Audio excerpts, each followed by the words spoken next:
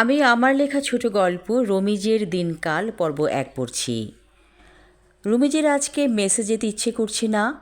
প্রচণ্ড রোদের মধ্যে সে হেঁটে যাচ্ছে উদ্দেশ্যহীনভাবে।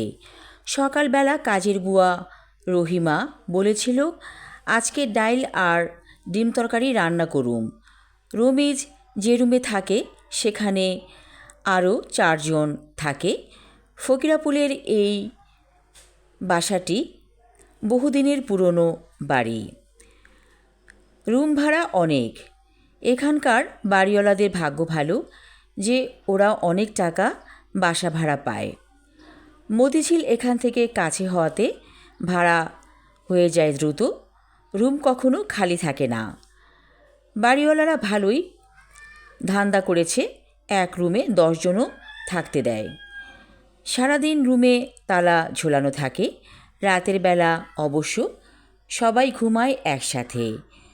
রমিজ একটা কোম্পানিতে চাকরি করে, বেতন তেমন বেশি না, তবে ওর অনেক বড় স্বপ্ন আছে জীবনে বড় কিছু হবার। মা বাবা ভাই বোনেরা থাকে গ্রামে। বাবা বলেছিল পুকুরে মাছের চাষ করতে, কিন্তু রমিজের ইচ্ছা চাকরি করা, তাই ঢাকা এসেছে। এই মেসের খলিল ভাই ওদের গ্রামের মানুষ। সে বলেছে চলো আমার সাথে, একটা চাকরি আছে আমার হাতে আর থাকারও ব্যবস্থা করে দিব। ফকিরাপুলের গলিগুলো বেশ সরু। এখানে রমিজের অনেক ভালো লাগে। মনে হয় ঢাকা শহর যেন ঘুমায় না, জেগে থাকে সারা রাত। সেদিন রাতে রমিজের ইচ্ছা হলো ইলিশ মাছ ভাজা খেতে। সে শখ করে একটা মাছ কিনেছিল, সেটা বাড়িওয়ালার বাসায় রেখেছিল। বাড়িওয়ালা আন্টি বলেছিল মাছটা আমি রেখে দিচ্ছি, তোমার যখন ইচ্ছে নিয়ে যেও। রাত ১০টার দিকে রমিজের ইচ্ছে করল ইলিশ মাছ ভাজা খেতে, তাই কলিং বেল বাজালো বাড়িওয়ালার বাসায়। বাড়িওয়ালা আন্টি দরজা খুলে রেগে গেল, বলল তুমি এত রাতে এসেছো? আমার হাজবেন্ড তো ঘুমের ওষুধ খেয়েছে, তার তো ঘুমটা ভেঙে গেল। এখন আমার সাথে সে সারা রাত রাগারাগি করবে। রমিজ মাথা নিচু করে বলল আসলে আমার খুব খেতে ইচ্ছে করছে মাছ ভাজা। মাছের পোটলাটা হাতে দিয়ে খুব জোরে দরজা বন্ধ করে দিল বাড়িওয়ালি খালাম্মা। রমিজ খেয়াল করে দেখল মাছের প্যাকেট যেন আগের চেয়ে ছোট লাগছে। ও যখন মাছ প্যাকেটে ভরেছিল গুনে রেখেছিল।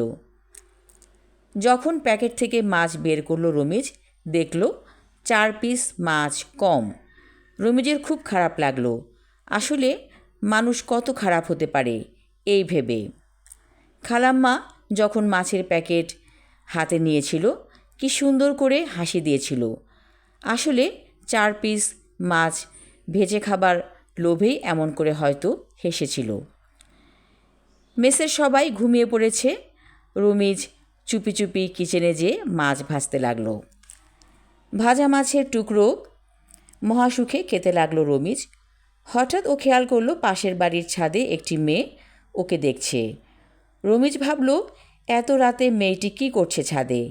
হঠাৎ মেয়েটি কথা বলে উঠল, কি একা একা মাছ ভাজা খাবেন নাকি আমাকে ১ পিস দিবেন? ফকিরাপুলের বাড়িগুলো খুব কাছাকাছি। পাশের বাড়ির ছাদ আর রমিজ যেখানে মাছ ভাজছে কিচেন একদম কাছাকাছি। রমিজ বলল মাছ খাবেন? ঠিক আছে আমি দিচ্ছি। মেয়েটি খিলখিল করে হেসে বলল আচ্ছা, আপনি দুষ্টুমি বোঝেন না, আমি এমনি মজা করে বললাম। কিন্তু রমিজ খেয়াল করল মেয়েটির ঠোঁটে অদ্ভুত রকমের একটা হাসি।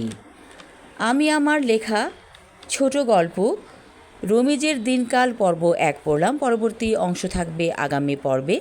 ধন্যবাদ।